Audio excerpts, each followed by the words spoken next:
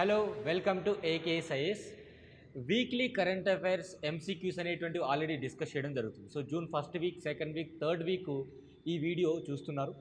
So ఈ week సంబంధించినటువంటి 10 important current affairs మొత్తాన్ని కూడా ఎంసీక్యూస్ ఫామ్లో ఇవ్వడం జరిగింది. సో జూన్ 16th నుంచి 22nd వరకు ఉన్నటువంటి కరెంట్ అఫైర్స్ అనేవి ఎంసీక్యూస్ ఫామ్లో ఇస్తున్నారు. See the first question and ఏ కాంటెక్స్ట్లో ఈ క్వశ్చన్ తీసుకోవడం జరిగింది అండ్ ఏ సందర్భంగా ఈ యొక్క అంశం న్యూస్లో ఉందో కూడా కవర్ చేసే ప్రయత్నం చేస్తాను. క్వశ్చన్ నెంబర్ 1 చూడండి. Consider the following statements about death penalty. So death పెనాల్టీకి సంబంధించి ప్రశ్న అనేది అడుగుతున్నాను. Now see the supreme court of India in Mohini Jain versus state of Karnataka held that the death penalty should only be awarded in the rarest of the rare case where the alternative option is unquestionably forcible. Statement 1 ఏం చెప్తున్నారో చూడండి. Rarest of the rare కేసెస్లో తప్ప death penalty అనేటువంటిది option కాకూడదు అని ఏ కేసులో చెప్పారని అడుగుతున్నారు ఇక్కడ. Mohini Jain versus state of Karnataka. ఈ స్టేట్మెంట్ రాంగ్ స్టేట్మెంట్. ఎందుకంటే బచన్ సింగ్ కేసులో సుప్రీంకోర్టు అనేది 1979లో అంటే ఒక పంజాబ్లో ఉన్నటువంటి ఒక ఫార్మర్ ఇష్యూ ఏదైతే ఉందో అతనికి వేసినటువంటి మర్డర్ అటెంప్ట్ ఏదైతే ఉందో దాని సందర్భంగా ఈ యొక్క డెత్ పెనాల్టీ వేస్తే ఈ యొక్క పర్టికులర్ కేసు బచన్ సింగ్ కేసులో రేరెస్ట్ ఆఫ్ ద రేర్ కేసులో మాత్రమే డెత్ పెనాల్టీ అనేది వేయాలని సుప్రీంకోర్టు ఆ రోజులో చెప్పడం జరిగింది 1979లో. మరి Mohini Jain versus state of Karnataka case వచ్చేసి ఆర్టికల్ 14కి సంబంధించి క్యాప్షేషన్ ఫీ అంటే అప్పర్ లిమిట్ ఏదైతే ఫీజు నిర్ణయించారో స్కూల్లో పిల్లవాడికి అంతకంటే ఎక్కువ వసూలు చేయకూడదు అనేటువంటి అంశం పైన ఈ కేసు నడిచింది. So Mohini Jain versus state of Karnataka ఇది ఎడ్యుకేషన్ పర్పస్ కోసం, ఇది మనకి ఎడ్యుకేషన్ పర్పస్ కోసం రన్ అయినటువంటి కేసు. ఆర్టికల్ 14 సమానంగా అందరికీ అవకాశం కల్పించాలి విద్య విషయంలో. Statement 1 wrong. The death sentence pronounced by a trial court must be confirmed by the high court. Trial court అంటే మనకి సెషన్స్ కోర్ట్స్ లేదా డిస్ట్రిక్ట్ కోర్ట్స్ అనేటువంటివి ఈ యొక్క డెత్ పెనాల్టీ వేసినప్పుడు కంపల్సరీగా హైకోర్ట్ అనేది వాటికి పర్మిషన్ ఇవ్వాలి, యాక్సెస్ తీసుకోవాలంటే కన్ఫర్మ్ చేసుకోవాలి. స్టేట్మెంట్ 2 కరెక్టే. Terrorist and disruptive activities act అంటే మనకి టాడా యాక్ట్ అంటాం. టాడా యాక్ట్ ప్రకారం కావచ్చు, పోస్కో చట్టం ప్రకారం కావచ్చు, కొన్ని స్పెసిఫిక్ క్రైమ్స్ విషయంలో డెత్ పెనాల్టీ వేయొచ్చు అని ఆ చట్టంలో మెన్షన్ చేశారు. అది కూడా కరెక్ట్ స్టేట్మెంటే. 2 స్టేట్మెంట్స్ కరెక్ట్ కాబట్టి ఓన్లీ 2 స్టేట్మెంట్స్ ఆర్ కరెక్ట్. అడిగినటువంటి స్టేట్మెంట్ కరెక్ట్ స్టేట్మెంట్. ఎందుకు ఈ యొక్క క్వశ్చన్ అడుగుతున్నాను, రీసెంట్గా మనకి రెడ్ ఫోర్ట్ ఈ యొక్క టెర్రరిస్ట్ అటాక్ 2000 సంవత్సరంలో జరిగినటువంటి టెర్రరిస్ట్ అటాక్లో ఎవరైతే ఈ యొక్క క్షమాభిక్షల కోసం మనకి ప్రెసిడెంట్ ఆఫ్ ఇండియా గారి ముందు పెట్టడం జరిగింది. సో ప్రెసిడెంట్ ఆఫ్ ఇండియా ఈ క్షమాభిక్షని తోసిపుచ్చడం జరిగింది, రిజెక్ట్ చేయడం జరిగింది. అందుకు ఈ ప్రశ్న మనం మాట్లాడుకోవడం జరిగింది. Next question. Consider the following statement about Olympus Mons అనేటువంటిది. ఈ ఒలింపస్ మాన్స్ అనేటువంటిది ఏంటి? It is a shielded volcano అనేది కరెక్టే. Located in moon's southern hemisphere. యాక్చువల్గా మూన్స్ సదరన్ హెమిస్ఫియర్ కాదు, మార్స్కు సంబంధించినటువంటి వెస్ట్రన్ హెమిస్ఫియర్లో ఇది వాల్కెనోగా ఉంది. అండ్ ఈవెన్ మీరు గమనించినట్టయితే మౌంట్ ఎవరెస్ట్ కంటే 3 రెట్లు ఎత్తుగా ఉంటుంది. అండ్ రింగ్ ఆఫ్ ఫైర్స్ కంటే కూడా చాలా వెడల్పైనటువంటి ఈ యొక్క వాల్కెనోగా చెప్పుకుంటాం. స్టేట్మెంట్ 1 అనేది రాంగ్. ఎందుకంటే ఇది మార్స్ గ్రహం పైన ఉన్నటువంటి ఒలింపస్ మాన్స్ అనేటువంటి ఒక వాల్కెనో అంటాం. It is the largest known volcano in the solar system. కరెక్టే కదా. మార్స్ అనేటువంటి సోలార్ సిస్టంలో భాగంగా ఉంది. సోలార్ సిస్టంలో ఉన్నటువంటి ఈ వాల్కెనో ఈ యొక్క సోలార్ సిస్టంలో భాగం అని చెప్పడం జరుగుతుంది. స్టేట్మెంట్ 2 కరెక్టే. ఇన్కరెక్ట్ స్టేట్మెంట్స్ ఏంటి అంటే only 1 is the incorrect. So option A correct అవుతుంది. నెక్స్ట్ క్వశ్చన్ మనకి. So scientist recently discovered from the Mars tallest volcano Olympus Mons revealing an activity water cycle on the red planet అంటే మనకి ఇక్కడ Mars అనేటువంటి ఉద్దేశంగా తీసుకోవచ్చు. Third question. Teesta రివర్కి సంబంధించి రీసెంట్గా వర్షం ఎక్కువగా రావడం వల్ల ఫ్లడ్స్ అనేవి బాగా డివాస్టేషన్కి గురవ్వడం జరిగింది. Now it is a tributary of Ganga river flowing through Tibet, India and Bangladesh. So ఇక్కడ మీరు గమనించినట్టయితే ట్రిబ్యూటరీ ఆఫ్ గంగానా ట్రిబ్యూటరీ ఆఫ్ బ్రహ్మపుత్ర అండ్ అదేవిధంగా మీరు గమనించినట్టయితే టిబెట్ నుంచి కాదు, సిక్కిం నుంచి ఫ్లో అవుతుంది. స్టేట్మెంట్ 1 అనేది wrong. Originate as Chombochu from a glacial lake in టిబెట్లో కాదండి, మనకి సిక్కింలో ఆరిజినేట్ అవుతుంది. 2 స్టేట్మెంట్స్ కూడా ఇన్కరెక్టే.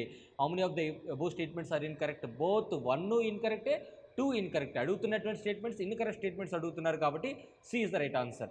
నా దీనికి ఉన్నటువంటి left bank tributaries, right bank tributaries కూడా మీరు ఒకసారి నోట్ చేసుకోవచ్చు అనమాట. నెక్స్ట్ క్వశ్చన్, కవ్లీ ప్రైజ్ అనేటువంటిది ఎందుకు రీసెంట్గా న్యూస్లో ఉంది? సో కవ్లీ ప్రైజ్ అనేది it is a biennial award to honour exceptional achievements in astrophysics, neurophysics and nanophysics. Nobel prize లాగానే ఇది కూడా సైన్స్ విషయంలో అచీవ్మెంట్స్ ఎవరైతే సాధిస్తారో ఆస్ట్రోఫిజిక్స్లో కావచ్చు, న్యూరోఫిజిక్స్లో కావచ్చు, నానోఫిజిక్స్లో వాళ్ళకి అవార్డు అనేది ప్రదానం చేస్తారు. స్టేట్ అనేది ఈ స్టేట్మెంట్ కరెక్టే. Nobel prize is only awarded for achievements made during the presiding year. అంటే గత సంవత్సరం ఏవైతే అచీవ్మెంట్స్ చేసి ఉంటారో గత సంవత్సరంలో చేసినటువంటి అచీవ్మెంట్స్కి ఈ సంవత్సరం నోబెల్ ప్రైజ్ ఇస్తారన్నారు. కరెక్ట్ స్టేట్మెంట్ అది. కానీ Kavli prize does not operate under such a restriction. మరి కవ్లీ ప్రైజ్కి గత సంవత్సరంలో చేస్తేనే అచీవ్మెంట్స్ ఇవ్వాలనేటువంటి రూల్ లేదు. అంతకుముందు ఎప్పుడైనా అచీవ్మెంట్స్ సాధించినా సరే కవ్లీ ప్రైజ్ అనేది ఇవ్వవచ్చు. ఈ స్టేట్మెంట్ కూడా కరెక్టే. How many of the above statements are correct? 1, 2 రెండు కూడా కరెక్టే. ఆప్షన్ సి అనేది రైట్ అవుతుంది. నా ధర్మా గార్డియన్, సిన్యూ, మైత్రి అండ్ జిమ్మెక్స్. జిమ్మెక్స్ అనే పదం చూడంగానే మనకి జపాన్ గుర్తుకు రావాలి. ఈ బైలేటరల్ మిలిటరీ ఎక్సర్సైజెస్ అనేటువంటివి ఇండియా ఏ దేశంతో కండక్ట్ చేసింది అంటే జపాన్ దేశంతో కండక్ట్ చేసింది. రీసెంట్గా మనకి జిమ్మెక్స్ అనేటువంటిది జపాన్లో నిర్వహించడం జరిగింది కాబట్టి మనకి ఇది న్యూస్లో ఉంది అని చెప్పుకోవాలి. నెక్స్ట్, ఎనర్జీ ప్రోగ్రెస్ రిపోర్ట్ 2024కు సంబంధించి సస్టైనబుల్ డెవలప్మెంట్ గోల్ 7ని అచీవ్ చేయడం కోసం ఈ యొక్క ఎనర్జీ ప్రోగ్రెస్ రిపోర్ట్ అనేటువంటిది మనం చూడడం జరుగుతుంది. The report is produced annually by international energy agency IEA అనేటువంటిది ఈ యొక్క రిపోర్ట్ని ఇస్తుందంట. అండ్ వరల్డ్ బ్యాంక్ కూడా కల్పిస్తుంది. స్టేట్మెంట్ 1 కరెక్టే. According to latest report the number of people without access to electricity instead for the first time over a decade. అంటే గత 10 సంవత్సరాల్లో కనీసం విద్యుత్ కనెక్షన్ అనేది ఇంటికి లేకపోతే ఆ రిపోర్ట్ లేటెస్ట్ అంతా తయారు చేసేస్తుంది. అంటే మినిమం బేసిక్ ఫెసిలిటీ, ఇంటికి త్రాగునీరు, అదేవిధంగా హౌస్ ఏదైతే ఉందో దానికి ఎలక్ట్రిసిటీ అనేది కూడా ప్రొవైడ్ కావాలి. సో ఎలక్ట్రిసిటీ అనేది ఎంతవరకు ప్రొవిజన్ ఇచ్చారు అని చెప్పేసి చూస్తుంది. The report also states that the share of renewables in global electricity consumption to 28%. అంటే ఫాజిల్ ఫ్యూయల్స్ వాడుతున్నటువంటి తరుణంలో రెన్యూబుల్ ఎనర్జీ ద్వారా ఎలక్ట్రిసిటీ కన్జంప్షన్ అనేది 28% ఉంది అని ఈ రిపోర్ట్ చెప్పిందంట. అది కూడా కరెక్ట్ స్టేట్మెంటే. How many of the above statements are correct? All 3 statements are correct my dear friends. Next question ఇక్కడ మీరు చూడొచ్చు. Tracking SDG 7 the energy progress report 2024 అనేటువంటిది వరల్డ్ బ్యాంక్ ఇచ్చింది. ప్లస్ IEA అంటే ఇంటర్నేషనల్ ఎనర్జీ ఏజెన్సీ అనేటువంటిది కూడా collaborate అయ్యి ఈ యొక్క రిపోర్ట్ ఇవ్వడం జరిగింది. Next question, consider the following statements about Nalanda university. ఇది ఎందుకు? రీసెంట్గా నలంద యూనివర్సిటీ అనేది నూతనమైనటువంటి బిల్డింగ్ రీఓపెన్ చేయడం జరిగింది ప్రధానమంత్రి నరేంద్ర మోదీ గారు. చైనా, జపాన్, ఆస్ట్రేలియా ఆర్థిక సహాయంతో, అంటే ఒక ఈస్ట్ ఆసియా సమిట్ దేశాల యొక్క సహకారంతో ఈ యొక్క నలంద విశ్వవిద్యాలయాన్ని మనం రీఓపెన్ చేయడం జరిగింది. ఇది దాదాపుగా కుమారగుప్తా టైం పీరియడ్లో నిర్మించడం జరిగింది. కరెక్ట్ స్టేట్మెంటే. 1193 ADలో టర్కిష్ రూలర్ అయినటువంటి కుతుబుద్దీన్ ఐబక్, బక్తియార్ కుతుబుద్దీన్ ఐబక్ అనేటువంటి వ్యక్తి జనరల్ ఖిల్జీ, ఆయనకు ఉన్నటువంటి ఆర్మీ జనరల్ ఖిల్జీ అనేటువంటి వ్యక్తి డిస్ట్రాయ్ చేశారు. ఇది స్టేట్మెంట్ కూడా కరెక్టే. 2010వ సంవత్సరంలో యునెస్కో వరల్డ్ హెరిటేజ్ సైట్గా, అంటే యునెస్కో వరల్డ్ హెరిటేజ్ సైట్గా నలంద విశ్వవిద్యాలయాన్ని 2010వ సంవత్సరంలో రికగ్నైజ్ చేశారంట. ఇది కూడా కరెక్ట్ స్టేట్మెంటే. ఎన్ని స్టేట్మెంట్స్ కరెక్ట్గా ఉన్నాయి? All 3 statements are correct. Option C is the right answer. Next question, Lok Adalat అనేటువంటివి భారతదేశంలో ఉన్నాయి కదా.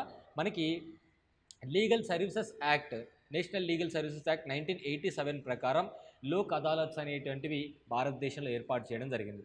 సుప్రీంకోర్టు ఏర్పాటయ్యి 75 సంవత్సరాల తరుణంలో పర్మనెంట్ లోక్ అదాలత్స్ని ఇంకా ఎక్కువ ఇంక్రీజ్ చేయాలనేటువంటి ఉద్దేశంతో రీసెంట్గా సుప్రీంకోర్టు యోచనలో ఉంది. అందుకే ఈ క్వశ్చన్ ఇవ్వడం జరిగింది. సో పర్మనెంట్ లోక్ అదాలత్స్ అనేటువంటివి కూడా ఏర్పాటు చేయడం జరిగింది ఇదే చట్టం ప్రకారం. వాటిని ఇంకా ఎక్కువగా ఎక్స్పాండ్ చేయాలని ఆలోచిస్తుంది. Lok Adalat has been given statutory status under the legal services authority act 1987. Correct స్టేట్మెంటే కదా. చట్టబద్ధమైనటువంటి సంస్థలు ఏవి? And Lok Adalat can make awards decisions which are deemed to be a decree అంటే ఆర్డర్, అంటే ఒక సివిల్ కోర్టు ఇచ్చేటువంటి ఆర్డర్స్ ఎట్లా అయితే ఉంటాయో లోక్ అదాలత్కి కూడా అలాంటి అధికారాలే ఉంటాయి. It is equal to civil court అంటారు. ఇది కూడా కరెక్టే. Lok Adalat possesses jurisdiction over a civil disputes but not criminal cases. లోక్ అదాలత్కి సివిల్ డిస్ప్యూట్ విషయంలో జ్యూరిస్డిక్షన్ ఉంటుంది అండ్ క్రిమినల్ కేసెస్లో కూడా జ్యూరిస్డిక్షన్ అనేది ఉంటుంది. నాట్ ఇచ్చారు కాబట్టి ఈ స్టేట్మెంట్ రాంగ్. ఈవెన్ ఫ్యామిలీ మ్యాటర్స్లో కూడా ఈ యొక్క జ్యూరిస్డిక్షన్ అనేది లోక్ అదాలత్కి మనం వెళ్ళవచ్చు అనమాట. లోక్ అదాలత్ ఇచ్చేటువంటి తీర్పు ఇరు పక్షాల పైన బైండింగ్ తీర్పుగా చెప్పుకుంటాం. It is a binding judgement అని చెప్తాం. The jurisdiction of the permanent Lok Adalat is up to 5 crores అన్నారు. సో పర్మనెంట్ లోక్ అదాలత్ యొక్క జ్యూరిస్డిక్షన్ అనేది 5 crores కాదు, 1 crore మాత్రమే.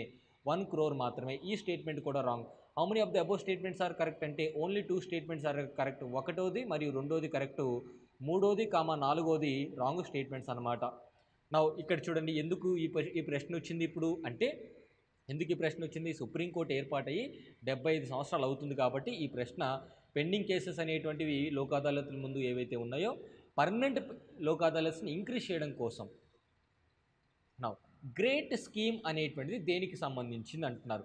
గ్రేట్ స్కీమ్ అనేది దేనికి సంబంధించిందంటే టెక్స్టైల్స్కి సంబంధించిందండి. టెక్స్టైల్స్కి సంబంధించింది. భారతదేశంలో ఈ యొక్క మగ్గం పరిశ్రమ ఏదైతే ఉందో వాటిని ఎంకరేజ్ చేయడం కోసం తీసుకొచ్చినటువంటి స్కీమ్ ఇది.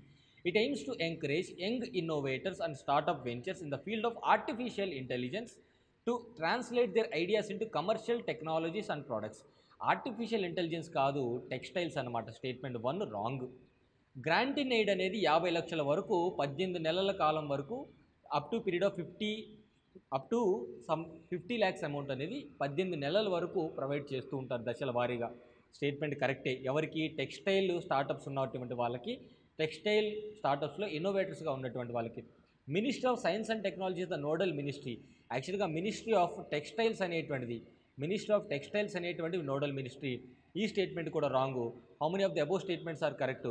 Only 1 statement correct, that is second statement correct. 1, 3 అనేది రాంగ్ స్టేట్మెంట్స్ అనమాట. నౌ ఇక్కడ చూడండి, గ్రేట్ స్కీమ్ యొక్క ఫుల్ ఫామ్ వచ్చేసి grant for research and entrepreneurship across aspiring innovators in textile or technical textiles అంటాం. దీన్నే గ్రేట్ స్కీమ్. సో ఇండివిజువల్స్కి, కంపెనీస్కి support చేస్తుంది. మినిస్ట్రీ ఆఫ్ టెక్స్టైల్స్ అనేటువంటిది దీనికి నోడల్ ఏజెన్సీగా ఉంది. 50 లక్షల రూపాయలు గ్రాంట్ ఇస్తారు 18 నెలల కాలం వరకు. నౌ ఈ ప్రశ్న 10th క్వశ్చన్ వచ్చేసి consider the following statements about Pantanal wetland. ఈ పంటానల్ వెట్లాండ్ అనేటువంటిది మోస్ట్ ఇంపార్టెంట్ అండ్ ఇది దాదాపుగా 2000 ఇయర్లోనే యునెస్కో వరల్డ్ హెరిటేజ్ సైట్గా, కొంత భాగం యునెస్కో వరల్డ్ హెరిటేజ్ సైట్గా కూడా రికగ్నైజ్ అవ్వడం జరిగింది. ఈ ప్రశ్న మీకు హోంవర్క్గా ఇస్తున్నాను. ఈ ప్రశ్నను చూసి ఆన్సర్ అనేది కమెంట్ బాక్స్లో కమెంట్ చేయండి. Thank you so much. Next week కలుద్దాం.